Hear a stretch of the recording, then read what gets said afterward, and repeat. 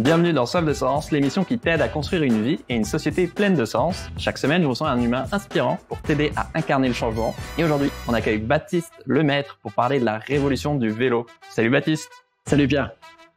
Alors je te présente en 10 secondes, t'es porte-parole du super documentaire Les roues de l'avenir qui imagine comment le vélo pourrait nous aider à construire une autre société plus calme, plus saine, plus joyeuse. Moi je suis vraiment fan de vélo, occasionnel évidemment. Mais voilà, quand j'étais au lycée, j'allais en cours à vélo, j'adorais dévaler la pente pour arriver en cours. Le soir, je pouvais rentrer quand je voulais, donc il y a quand même ce truc de liberté. Et que je m'étais pas rendu compte que ça m'avait autant manqué en habitant 10 ans à Paris. Je faisais du vélo par-ci par-là, mais voilà. Et aujourd'hui, maintenant que je suis à Lyon et que je vais tous les jours au cowork à vélo, c'est un vrai moment de kiff le matin et le soir. Et en plus, je peux prendre ma fille sur porte-bébé maintenant. Et elle est trop fan de regarder tout ce qui se passe. Bref, au-delà du côté écolo ou sécurité, qui en tout cas dans mon cas, c'est arrivé plus tard dans ma vie, le vélo, il a 1000 avantages auxquels on pense pas forcément. Et c'est ça que j'ai beaucoup aimé dans votre docu, d'imaginer à quoi ça ressemblerait une société construite autour du vélo plutôt que de la voiture. Le but, c'est pas de l'exclure et qu'elle soit pas non plus en totale, je vais dire, limite dictature, quoi, mais omniprésence. Et voilà, tous les impacts auxquels on pense pas positifs, au-delà effectivement de l'écologie ou de la sécurité. Avant de parler du docu, je voudrais savoir, est-ce que tu pourrais nous raconter l'histoire des Pays-Bas qu'on imagine souvent comme pays phare du vélo, et on a l'impression que ça a toujours été comme ça là-bas depuis la nuit des temps, alors que pas du tout, non. Dans les années 70, il y avait plein de voitures partout, comme en France. Apparemment, il y a eu plusieurs accidents et notamment un drame qui ont tout changé, non? Qu'est-ce qui s'est passé chez nos voisins? Ouais, en fait, comme partout en Europe, dans les années 70, la voiture commençait à prendre une place de plus en plus importante dans les villes et ça commençait à prendre donc de l'espace public et les gens, en fait, on avait marre de cet encombrement par la voiture et donc ils ont commencé à tisser une sorte de contestation, de nouer une sorte de contestation contre cette place de la voiture qui arrivait. Et il y a eu en même temps un drame, comme tu l'as dit, enfin plusieurs drames, mais dont un qui a été assez médiatisé, celui de la petite Simone qui avait 6 ans et qui s'est fait percuter par une voiture alors qu'elle allait à l'école. Et en fait, elle allait toute seule à l'école à vélo ou? Elle allait toute seule. J'ai pas l'histoire totale, mais je sais qu'elle y allait. Elle s'était percutée quand elle allait à l'école, et je pense qu'elle y allait toute seule. Et en fait, cette fillette de 6 ans, son père était journaliste. Il était en fait un journaliste très influent et très connu aux Pays-Bas. Et il a lancé une tribune qui s'appelait Stop au meurtre des enfants.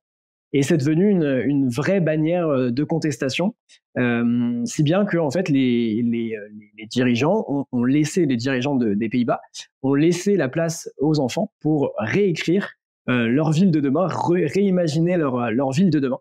Et donc les enfants l'ont réimaginé comme ils avaient envie, et sans vraiment le savoir, ils ont recréé une ville cyclable, parce qu'ils ont créé une ville où on pouvait jouer, on pouvait s'amuser, on pouvait faire des choses d'enfants en fait. Et donc ça correspond à une ville qui était calme, qui était apaisée, et une ville où il n'y avait pas forcément beaucoup de voitures, parce que la voiture prend beaucoup d'espace dans l'espace public.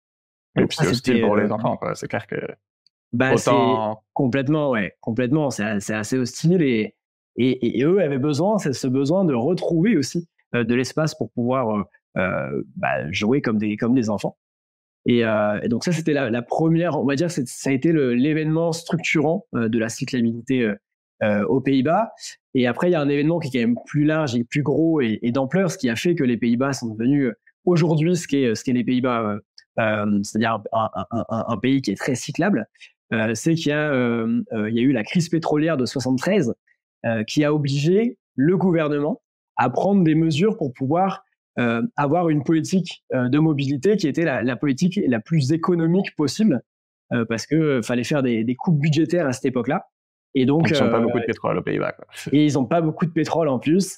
Et donc en fait, voilà, ils ont dû aller vers le vélo, parce que c'était plus économique et parce que ça demandait pas de pétrole. Ouais, plus autonome, c'est sûr, en matière de sobriété, en cas de raréfaction des ressources qui va de plus en plus se développer. Je trouve que c'est un bon exemple parce que à la fois, on pourrait se dire c'est un fait divers, mais en fait, quand des faits divers, et même s'il n'y a pas de mort, juste des blessés ou de la casse matérielle, bien sûr que c'est favorisé par, on en parlera plus tard, mais toute une infrastructure de la ville qui est pensée autour de la voiture, et que si, par exemple, dans ce cas-là, il y avait que des rues piétonnes autour des écoles, ou alors des trajets sécurisés, avec une continuité des routes, avec des bandes cyclables plus larges, etc., tu favorises plus ou moins les accidents, ou au contraire la sécurité, en l'occurrence par exemple des enfants, quoi. Donc c'est à la fois pas tomber dans l'anecdotique, et à la fois bien sûr que ça fait partie d'un système qui encourage ou pas la sécurité. Évidemment, aujourd'hui, on a 72% des Français qui sont réfractaires au vélo parce qu'ils ont peur pour leur sécurité. Donc évidemment, si on leur apporte des infrastructures qui leur permettent de se déplacer, c'est énorme comme chiffre. Ouais. Donc je comprends. si on leur apporte des infrastructures qui leur permettent de se mouvoir en sécurité, parce que c'est quand même ça, quand on se déplace d'un point A à un point B, on a envie de le faire en sécurité, on n'a pas envie de risquer notre vie à chaque fois qu'on se déplace. Si on arrive à mettre en place des infrastructures qui rend sécuritaire ces déplacements-là, évidemment, on aura beaucoup plus de personnes qui vont se mettre au vélo. Et c'est tout l'enjeu des années à venir pour la France, notamment. Ouais. C'est ça que je trouvais intéressant dans le docu, c'est que vous expliquez qu'aux Pays-Bas, les gens mettent pas de casque. Parce qu'en fait, il n'y a pas besoin, parce que la ville est pensée pour qu'il n'y ait pas de choc possible entre des voitures et des vélos, et que c'est vraiment des pistes autonomes à des endroits complètement différents, souvent que les voitures, qu'il n'y a pas de feu de circulation, donc de ralentissement, ou que tu as de la place pour doubler, enfin plein de petites choses qui font que c'est bien de dire aux gens de mettre des casques, mais c'est aussi bien d'éviter de faire en sorte qu'il y ait des collisions voitures-cyclistes, quoi. Complètement. Après, nous, on n'est pas là dans le documentaire pour dire ne mettez pas de casque. Évidemment, c'est une recommandation. Évidemment, c'est une recommandation qu'on fait à tout le monde. Surtout en France, ouais. Surtout en France, de mettre un casque, c'est quand même hyper vital.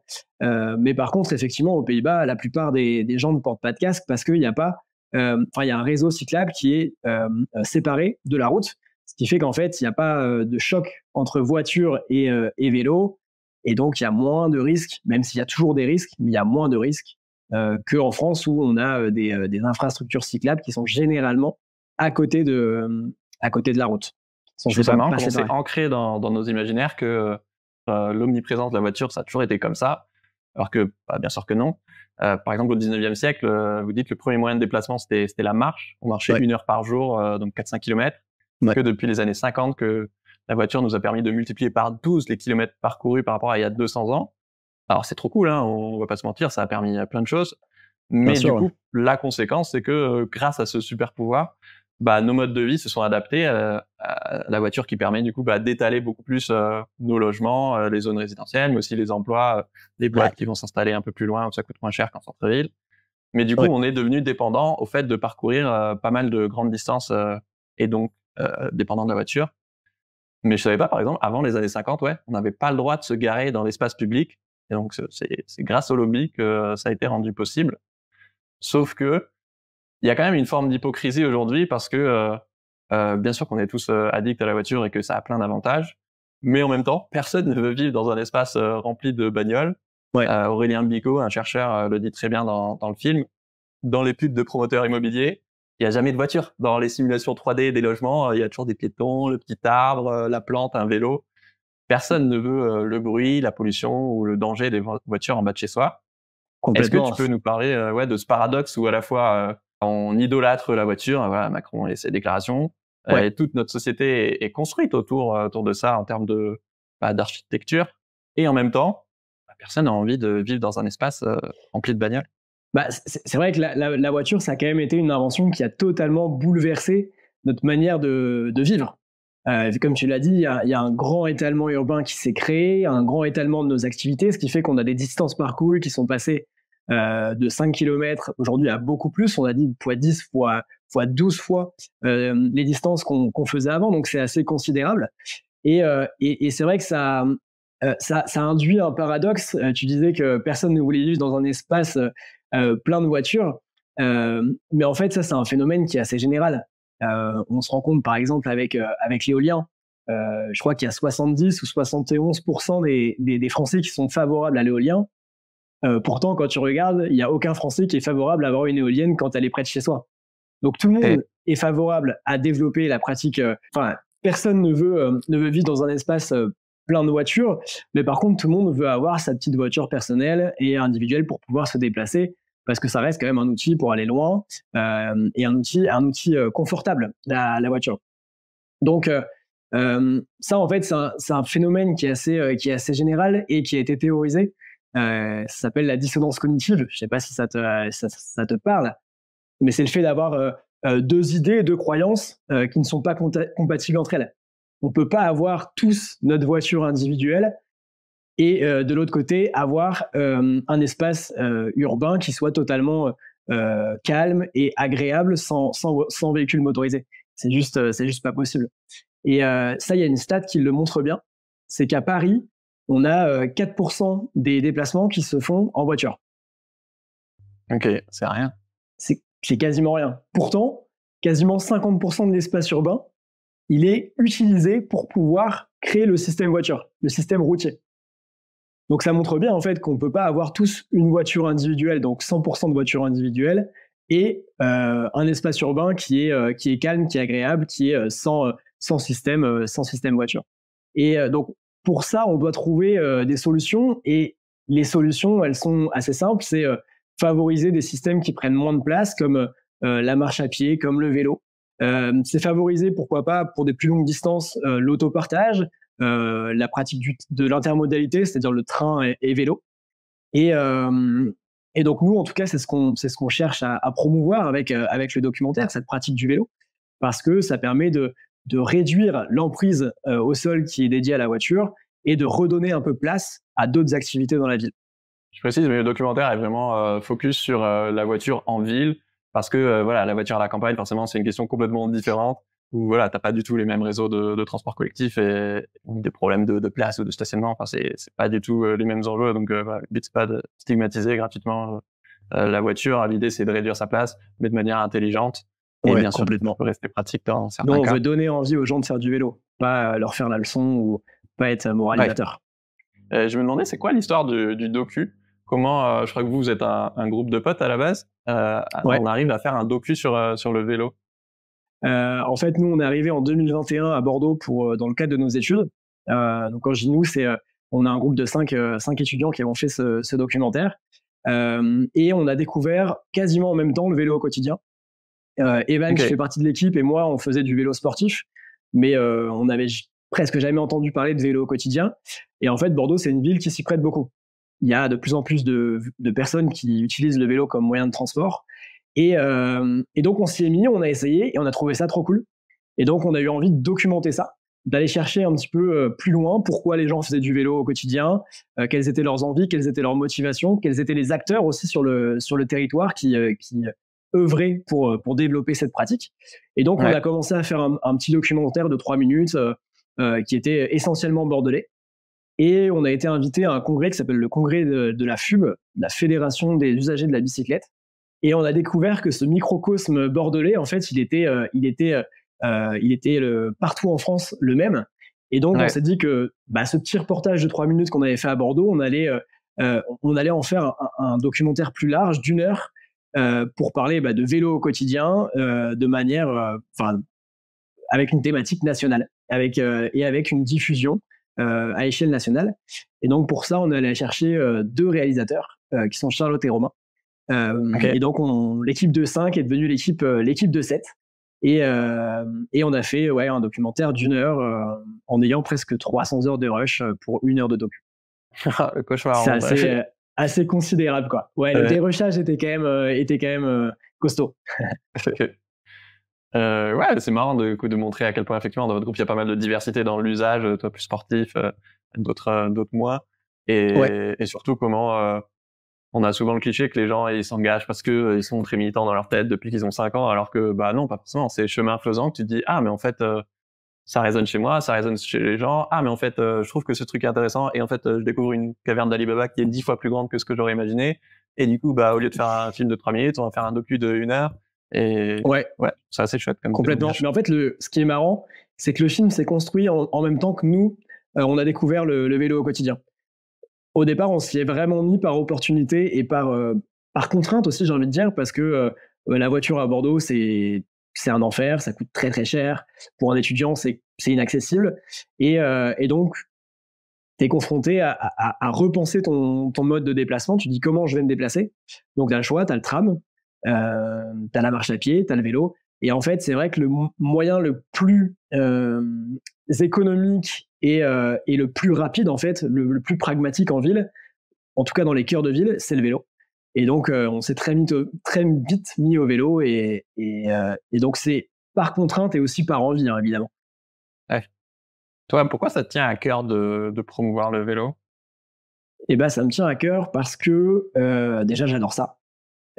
Depuis que je m'y suis mis, en fait, il n'y a pas une seule seconde où je me dis que je vais prendre un autre moyen de transport que le vélo, en tout cas en ville, parce que c'est vraiment, c'est vraiment une envie. Et en plus de ça, en fait, au fur et à mesure, du coup, nous, on a développé aussi notre argumentaire. On a vu que le vélo, ça permettait d'améliorer sa santé, ça permettait de se mouvoir de manière quasiment gratuite. Ça permettait de s'amuser en ville. Enfin, en fait, ça a tellement de bénéfices et de co-bénéfices que ça nous tient à cœur que les gens comprennent en fait ça. Et donc, pourquoi pas, essaye. Et généralement, quand tu essayes, t'aimes bien. Donc ouais, nous, ce qu'on veut, c'est déjà essayer de leur faire avoir ce premier pas. Parce que c'est généralement ce premier pas qui est le plus dur, parce qu'on a des barrières psychologiques, des barrières mentales qui, des fois, ne tiennent juste à un petit récit qu'on t'offre, à une opportunité de t'y mettre. Et donc, nous, c'est ce qu'on a eu envie de faire. Et moi, c'est ce que j'ai envie de faire. Ouais, on voit des pubs pour des bagnoles toute la journée, mais on voit pas des pubs pour des cyclistes. C'est ça, ouais. C'est ça. Je crois qu'on a 4 heures de pub de voiture par jour à la télé. Donc en fait, on est envahi de pubs. Et c'est pour ça qu'au début, tu disais l'imaginaire voiture, il est omniprésent. Mais parce que depuis qu'on est petit, on est nourri par des pubs, par des imaginaires voitures. Donc c'est normal. Ouais. Tu m'as bien préparé le terrain pour la suite. Un passage qui m'a scotché dans le docu, où un expert explique qu'une activité physique régulière, par exemple le vélo, je pas forcément pensé que faire un petit trajet de 10 minutes pour aller au boulot, ça peut être considéré comme du sport, mais évidemment oui. Ouais. Ça augmente ton espérance de vie de 7 ans. 7 ans, c'est genre énorme. Ouais. Vous avez le témoignage d'un plombier qui se déplace à vélo, en vélo cargo. Il raconte en fait ça lui fait ses 2 heures de sport par jour. Ou un mec de 60 ans, je crois à peu près, qui raconte qu'il est passé de 115 kilos à 85 kilos en 8 ans, sans effort particulier, juste en faisant du vélo régulièrement. Donc c'est vrai que moi, je suis trop heureux de déménager à Lyon, où c'était même pas fait exprès, mais il y a plein de pistes cyclables. Et bon, il y a aussi clairement des dangers, hein. Voilà. Je me dis que si je vis 7 ans de plus, c'est plutôt chouette. Est-ce que tu peux nous parler de cet impact de faire du vélo sur la santé? Et ben ouais, déjà c'est 7 ans, mais c'est surtout 7 ans en bonne santé. C'est pas 7 ans où t'es un légume, t'es en léthargie totale. Enfin là, c'est vraiment 7 ans où t'es en bonne santé, que t'es en forme. Donc c'est hyper important. Et plus globalement, en fait, ça équivaut un peu au sport santé. Et ce que dit l'expert dans le documentaire, c'est que c'est un traitement non médicamenteux qui te permet de réduire ta sédentarité et donc de réduire à la fois les risques cardiovasculaires, les surcharges pondérales et donc les risques de diabète. Ça te permet d'être bien psychologiquement et donc du coup de t'ouvrir aussi aux autres. Enfin, ça a énormément de bénéfices liés à la santé. Et en plus de ça, c'est bon pour l'économie parce que je crois que c'est l'Institut Pasteur qui avait fait une étude sur combien le vélo rapportait rien qu'en frais de santé à l'État. Et ça a été chiffré à plus de 5 milliards d'euros de frais de santé économisés grâce à la pratique du vélo. Donc ça montre qu'en fait, c'est un bénéfice énorme pour la santé, à la fois au niveau santé publique et à la fois au niveau économie liée à la santé. Et en plus de ça, juste je finis là-dessus parce que c'est assez marrant, en fait, il y a à peu près 5 milliards de kilomètres parcourus par an en France, à vélo. Et donc, quand tu le rapproches à ce chiffre de 5 milliards d'économies liées aux frais de santé, ça veut dire que quasiment 1 kilomètre économise 1 euro de frais de santé. Donc, c'est assez dingue quand même. Ah ouais, il y avait un chiffre encore plus élevé dans le docu sur les Pays-Bas qui dépensent 500 millions d'euros par an pour le vélo. Donc c'est dans plein de domaines, c'est pas que les pistes, on en parlera après. Et que ça leur fait économiser juste en frais de santé 19, je sais pas si c'est 19 millions ou 19 milliards. 19 milliards. 19 milliards. Wow, 19 milliards. Ça paraît logique si c'était 1 milliard en France. Mais donc, ouais, t'as un retour de fois 40 limite sur ton investissement. Enfin, C'est pour ça que la qu'est-ce qu'on pratique attend, quoi? cyclable, oui, exactement. Qu'est-ce qu'on attend? C'est pour ça que la pratique cyclable, elle a énormément de bénéfices. Et donc, faut pas se restreindre à juste se dire, OK, ça coûte, parce qu'en ce moment, en France, ça coûte 250 millions. L'investissement, c'est 250 millions par an. Ça rapporte 5 milliards. L'un dans l'autre, c'est même pas de l'investissement, c'est que du bénéfice, quoi. Un autre bénéfice caché du vélo, c'est le côté développer l'autonomie, l'empowerment. À Ouais. Strasbourg, par exemple, il y a un vrai plan vélo de la ville avec des pistes donc sécurisées vers l'école, comme aux Pays-Bas. C'est pas parfait, mais il y a de plus en plus d'enfants de primaire qui peuvent aller à l'école à vélo, par exemple. Et c'est vrai que la première fois que tu fais du vélo enfant, bah ouais, tu t'enlèves les petites roues là, tu te sens trop adulte. Enfin, je trouve que c'est une forme de rite de passage bien avant d'avoir le permis. Et moi, je sais que j'ai trop peur de laisser, pas encore, mais elle va très vite marcher, laisser ma fille jouer dans la rue ou courir à cause du danger des voitures, quoi. Donc Ouais. ça déshumanise les villes, en fait. C'est aussi quel rapport à l'espace public on a envie d'avoir. Est-ce qu'on a envie d'être toujours collé sur le côté et d'être flippé encore plus pour ses enfants, ou est-ce que en fait, l'espace public, il est à tout le monde et on a le droit de s'amuser, de circuler, de jouer dehors, enfin voilà. Pour toi, en quoi est-ce que le vélo et une ville cyclable, par extension, c'est aussi un formidable outil d'émancipation? Bah, c'est un outil d'émancipation effectivement pour les jeunes. Ça, en fait, je vais dire que c'est l'émancipation primaire, celle à laquelle on peut penser de manière immédiate.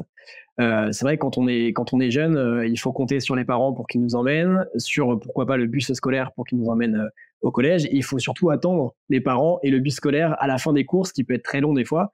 Si le bus passe pas dans l'heure qui suit ou où le parent travaille assez loin du lycée ou du collège. Donc c'est vrai que le vélo, il permet quand même d'être beaucoup plus autonome et beaucoup plus libre quand on est enfant. Et on perd cette autonomie, en fait, à partir du moment où on commence à avoir 18 ans et qu'on a envie d'avoir le permis. Le permis nous permet d'avoir ensuite la voiture. Mais c'est vrai qu'avant cet âge-là, il y a quand même une émancipation qui est assez forte grâce au vélo, parce que ça nous permet d'aller d'un point A à un point B sans avoir à demander la permission à quiconque. Donc il y a quand même une certaine émancipation chez les jeunes, mais il y a aussi une émancipation chez les personnes qui sont assez éloignées de l'emploi ou de manière sociale. Nous, on a rencontré des femmes justement qui étaient éloignées de l'emploi, qui étaient en situation d'émigration et en fait qui se sont émancipées totalement grâce au vélo. Et c'était hyper émouvant quand on a interrogé ces femmes-là parce qu'elles nous disaient que en fait, elles pouvaient pas emmener leur fille à l'école qui allait, par exemple, qui allait à vélo parce qu'elles savaient pas faire de vélo. Et donc, elles ont appris à faire du vélo et maintenant, elles peuvent accompagner leur fille ou leur fils à l'école. Et c'était hyper émouvant parce que c'est vrai que c'est quand même un acte qui est hyper fondamental d'emmener son enfant à l'école. Donc c'était très émouvant et pour moi, c'est un des moments les plus émouvants du documentaire quand ces femmes nous parlent de leur apprentissage du vélo parce qu'on pense que le vélo, c'est pour tout le monde et on pense que tout le monde sait en faire. Mais en fait, non.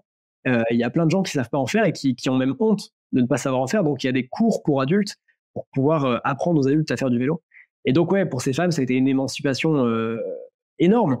Et elles nous ont même dit que c'était l'acte le plus libérateur qu'elles pouvaient avoir, savoir faire du vélo. Et à partir du moment où elles ont su faire ça, elles pouvaient faire tout le reste. Donc c'était assez dingue, c'était assez fou. Ouais, ma belle-mère, elle est dans une asso justement à Annecy, je crois, qui donne des cours comme ça pour aider. Bon, il y a plein de publics, mais évidemment, c'est souvent plutôt des publics précaires ou marginalisés. Ouais, Et ouais, enfin, psychologiquement, évidemment, déjà, c'est génial d'avoir un moyen de mobilité économe, parce que clairement, ça coûte un coût énorme, la voiture, et ça va coûter de plus en plus cher avec le prix de l'essence et la fin du pétrole bon marché. Donc, il y a quand même aussi un enjeu clairement de pouvoir d'achat. Mais en plus, ouais, ce que tu dis sur le côté prise de confiance en soi, que ce soit pour un enfant ou un adulte, peu importe. Ouais, enfin, vous voyez, dans votre documentaire, il y a une de vos amies qui est en surpoids, ouais, qui se surpasse pour faire le trajet en vélo avec vous. Vous êtes partis, je sais pas, en vélo rando pendant plusieurs jours, et qui derrière, elle pensait vraiment pas y arriver. Et en fait, bah, ça lui donne envie de se remettre au sport. Enfin, tu sens que ça a vraiment débloqué des trucs dans sa tête et qu'elle va tenter beaucoup plus de choses qui la font kiffer dans la vie, quoi. complètement, ouais. Donc en fait, pour expliquer un peu aux auditeurs, Maud, qui fait partie de l'équipe, c'est devenu le fil rouge du documentaire parce qu'on a fait un voyage de 3 jours en Dordogne, 150 km. Et Maud, c'était une personne qui était un peu, on va dire, recroquevillée sur elle parce qu'elle était effectivement en surcharge pondérale et surtout psychologiquement, elle se sentait pas bien. Elle prenait des antidépresseurs, elle sortait très peu. Et en fait, elle a eu la motivation et on l'a aussi poussée à faire le voyage à vélo avec nous. Et donc elle a fait 2 jours sur 3 parce que le 2e jour, elle avait un petit peu mal au genou et donc du coup, elle a pas pu faire l'étape avec nous, mais elle a fait 2 jours sur 3. Donc elle a fait 100 km en 2 jours et ça l'a totalement métamorphosée physiquement, mais surtout psychologiquement, parce que, c'était une toute autre personne. Après elle pouvait, aller, enfin elle sortait beaucoup, beaucoup, beaucoup plus avec nous. Elle allait faire des activités physiques, des activités culturelles, et donc ça a été un acte libérateur pour elle. Donc là, on parle d'émancipation, ça a été aussi un moyen de s'émanciper, mais de s'émanciper de soi-même, quoi. Dans le podcast, j'ai reçu l'auteur d'un super livre, La civilisation du cocon, qui raconte comment on est la première génération indoor et qu'on sort plus de chez nous en fait. Ouais. Et moi, comme je disais tout à l'heure, je sais que voilà, quand ma fille elle va grandir, j'ai trop peur de la laisser. Enfin, nous on a une rue en bas où il y a des grosses accélérations parce qu'elle est à sens unique, et ça me fait chier quoi que la rue soit trop dangereuse.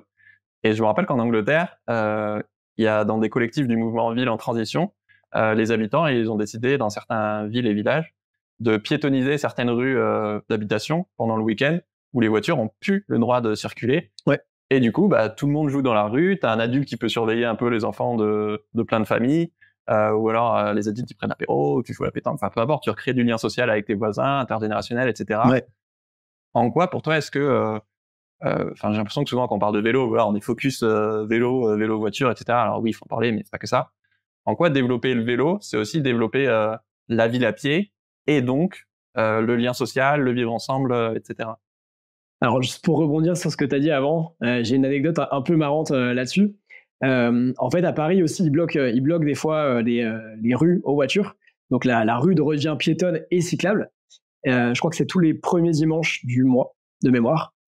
Et en fait, ce qui est assez marrant, c'est que les gens ne vont pas sur la route. Les gens restent sur les trottoirs. On est tellement habitués à être sur les trottoirs parce que la voiture prend tout l'espace public qu'en fait, les gens restent sur les trottoirs même quand il n'y a pas de voiture.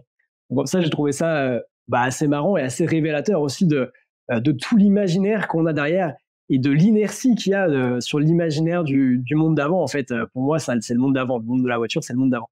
Et ouais, en fait, on pense souvent qu'une ville cyclable, c'est une ville où on fait du vélo. En fait, non. Une ville cyclable, c'est une ville où déjà on peut tout faire, où c'est une ville de la proximité. Il y a un chercheur qui a théorisé la ville du quart d'heure, c'est-à-dire que c'est une ville où potentiellement on peut faire tout en un quart d'heure. On peut aller travailler, on peut aller à la boulangerie, on peut aller faire ses courses, on peut aller, je sais pas, à l'église, à la mairie. Enfin, on peut tout faire en un quart d'heure. Et donc pour moi, la ville cyclable, c'est une ville où on consomme local, où on connaît les artisans, on connaît son boulanger. C'est une ville où les enfants jouent dans la rue, où les enfants font un foot ou un rugby dans la rue. Enfin, voilà, c'est une ville où on peut tout faire. Et donc, c'est là où on se trompe généralement sur la ville cyclable.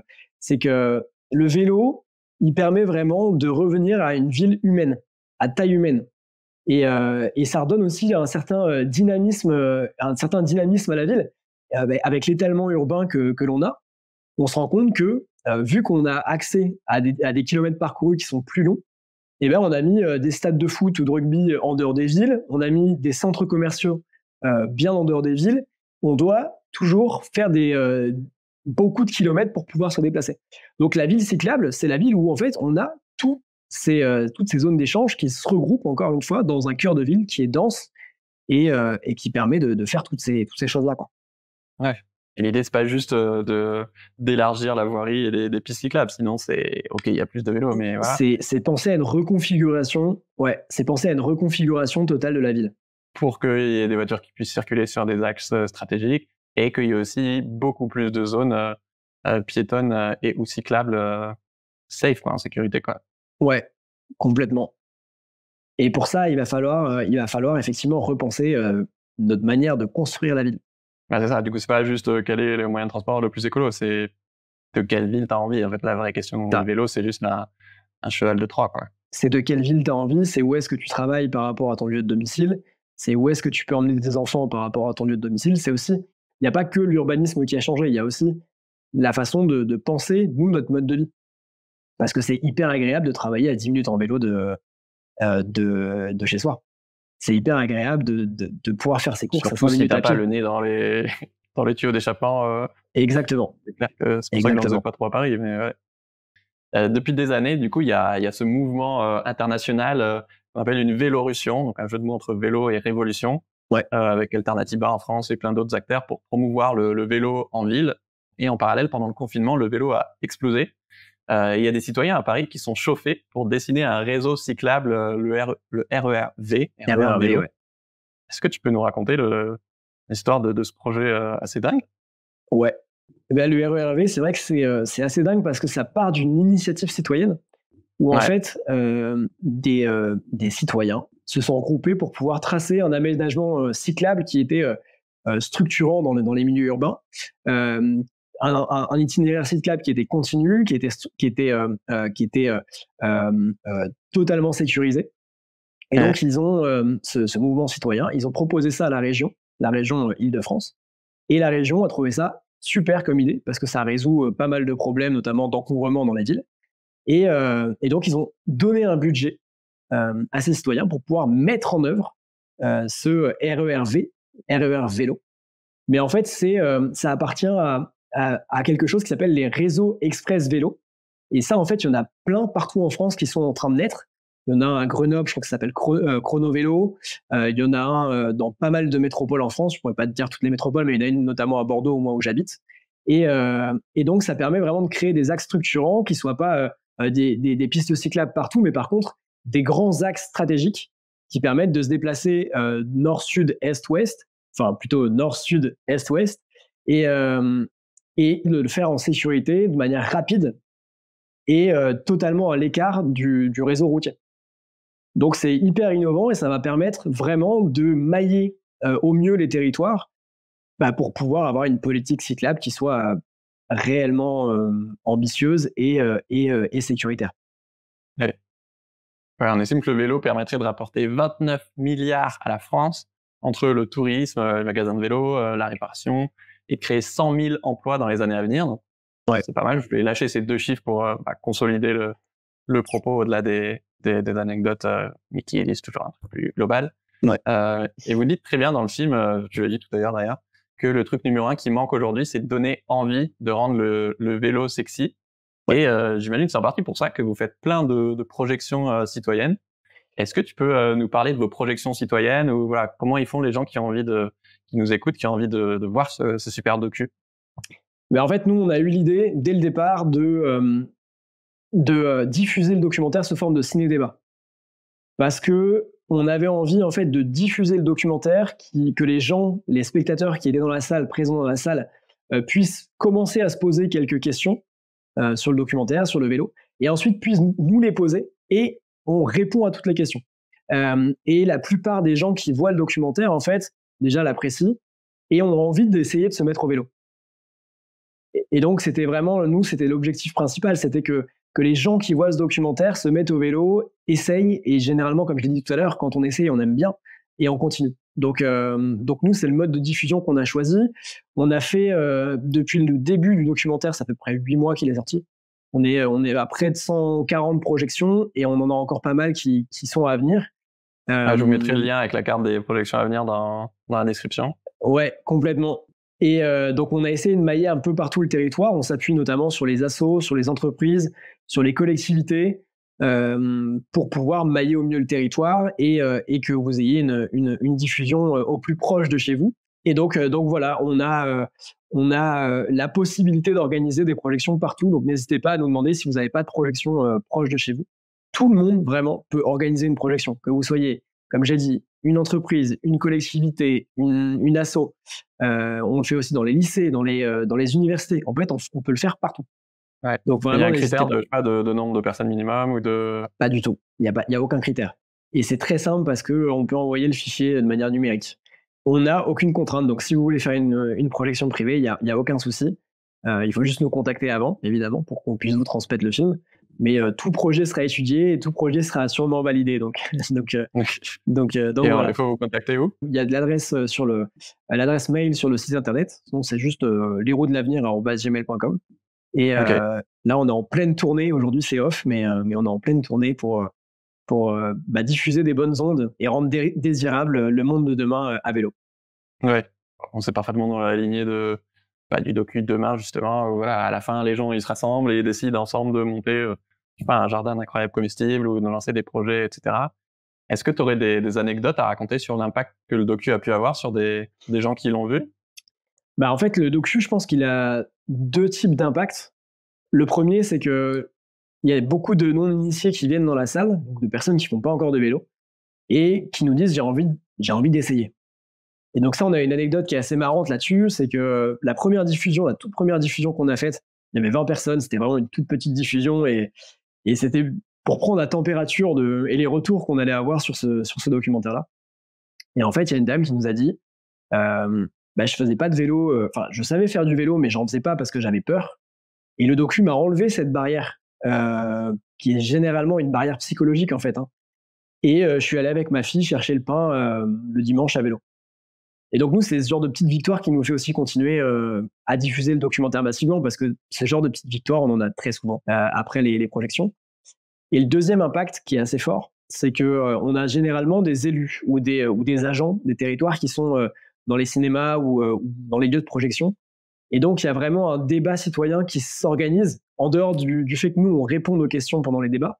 Les élus, des fois, prennent aussi la parole pour dire, nous, on va essayer de mettre ça en place, on va essayer de structurer au mieux cet axe cyclable, comment est-ce que vous pensez qu'on pourrait le développer mieux? Donc, il y a un vrai débat, un vrai échange citoyen qui se crée, et c'est, j'ai envie de dire, une deuxième victoire, parce que c'est aussi pour ça que le film a été créé, c'est qu'il ouvre au débat, et pas qu'avec nous, avec tous les acteurs du territoire. Trop bien. Merci Baptiste, en tout cas, d'avoir fait ce super docu. Je vous mets le lien en description si vous voulez organiser une projection ou voir s'il y en a une pas loin de chez vous. Ciao Baptiste, ciao tout le monde. Ciao Pierre, merci.